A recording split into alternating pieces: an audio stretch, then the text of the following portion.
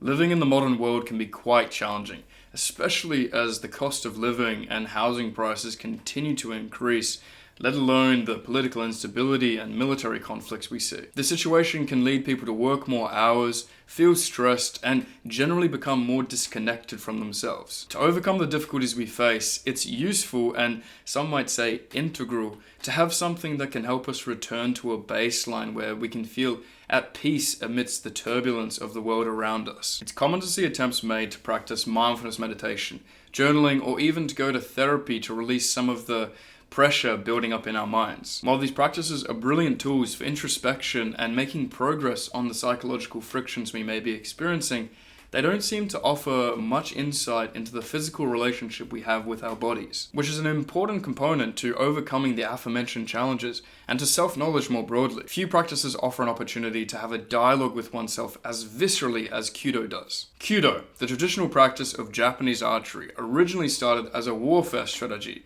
However, as its place on the battlefield became less relevant, it began to shift towards a more deeply philosophical position. This prioritization of truth, goodness, and beauty, the three fundamental ethics of Kyudo, as compared to its military utility in the past, is clear in today's modern practice. We see this represented in the graciousness and humility of each part of the practice. We can't hope to be gracious and humble while simultaneously trying to dominate and overpower an enemy. Although I'm only in the early stages of my own journey with Kyudo, it's become apparent to me not only the depth, but also the breadth of insight that this practice can offer, given that we're looking for it. I truly believe that Kyudo is experienced to the extent to which we are ready to engage with it. Some people, perhaps those typically in high school or university, may see Kyudo as a sport, just as basketball or tennis are sports, as an attempt to score the highest and beat their competition. While this perspective has its merits, it becomes clear that at a certain point, what meaning is there to be found in hitting holes in an arbitrarily sized paper target? There isn't any, except for the inner development we can achieve as a result of the practice. In this way, one might then come to see Kyudo as embodied reflection, a means to see oneself more clearly and to make the necessary changes we see fit based on what we see. Without a doubt, there are many different ways that people ultimately find their way to Kyudo. It may have been through the typical routes of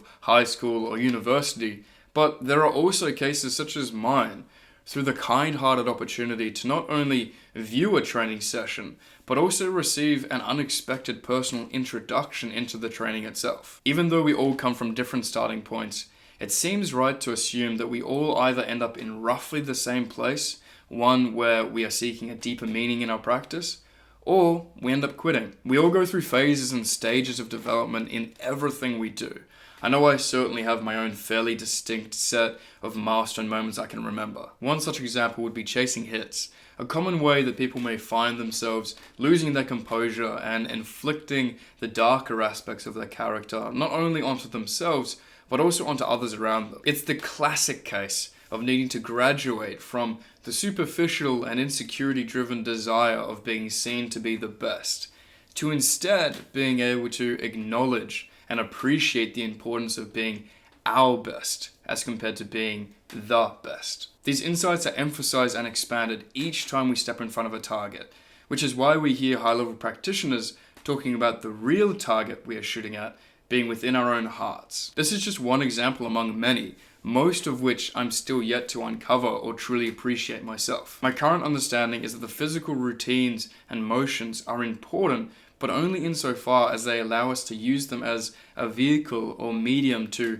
express and reflect on our own internal states, which then goes towards developing our character as a result. If we continue on this path, it's likely that we'll encounter more setbacks and challenges than if we didn't, through the difficulties of mastering this art. But it's through overcoming these setbacks and challenges that we grow as individuals. Now, I actually originally wrote the content for this video as an article for a very exciting, very cool up-and-coming magazine called Kyudo World that if you have any interest in Kyudo or even just seeing something new, that I highly recommend you check out. So I'll be sure to put any links to their socials in the description to make sure you can check it out. Here we are at the end. I'll leave you with a question to think about. What is something you've experienced that you were glad happened, even though it was difficult to deal with, because of the person you became as a result of overcoming it? Take care and enjoy the rest of your day.